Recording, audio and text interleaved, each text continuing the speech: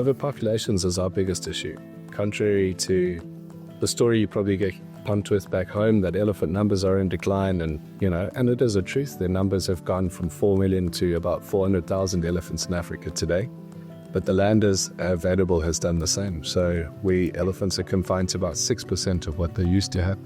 And that's the worst quality land. So land you can't grow crops on, land you can't sustain cattle and things on. And now elephants, being the world's biggest mega herbivore, are destroying that habitat for other species. We've got a project, we're trying to move 1,000 elephants from South Africa to the DRC. There's a country in the southern part of the DRC that can take 1,000 elephants, and all of those elephants have been donated to us. So there's actually overpopulations within the reserves.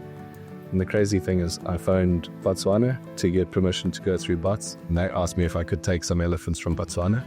And Zimbabwe, they asked exactly the same question, and I phoned Zambia and they said, come and take ours. So they've all got too many elephants for their pieces of land. So our farm is not big enough to sustain elephants on their own, and we have to buy in food. So we spend on average about 120,000 Rand a month buying in food for the elephants. So it's quite a lot. And then we grow our own food for the elephants as well. We offer a service to the neighboring properties to go cut roads and fence lines and fire breaks. And we use the browse that we cut from that to feed our elephants too. Our elephants are probably one of the most diversely researched herds on the elephants in the world. So in the last 10 years, we've done 43 different papers on elephants. And we've studied with your US Army Research Office, we studied their sensing ability. So we use them to find explosives and drugs and things like that. We've done studies on their welfare, their skin, their teeth, ivory. We're working with the University of Cincinnati at the moment on elephant hearing ability, so how high their hearing is and how low it can go, both in an audio level that you and I can hear, but also an infrasound. And then the idea is to utilize that to also try and understand elephant language. So we can put ECGs on our elephants' heads. We can see which part of the brain turns on when you're giving them a certain cue and things like that. So this is all part of that. So when a human gives a cue and versus another elephant giving a cue, we can sort of see what it means and see the behavior, see if we can match that or not. In Southern Africa, there's a law, you can only have elephants on 8,000 hectares or more. So it really limits space that you could put elephants into. And with the overpopulations, we need to find options. So what we're doing is we've designed an AI gate. So it uses AI to identify an elephant.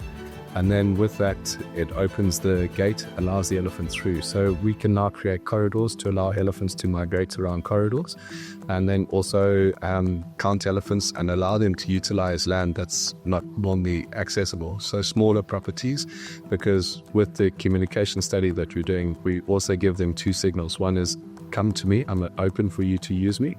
And the other one's, come to me, you're going to get into trouble. So we can move them in and out of smaller reserves using the AI and the sound from the gates, etc. So that's the process. And then we're using the same technology to do water holes. So we can open up taps to allow elephants to drink in certain water holes.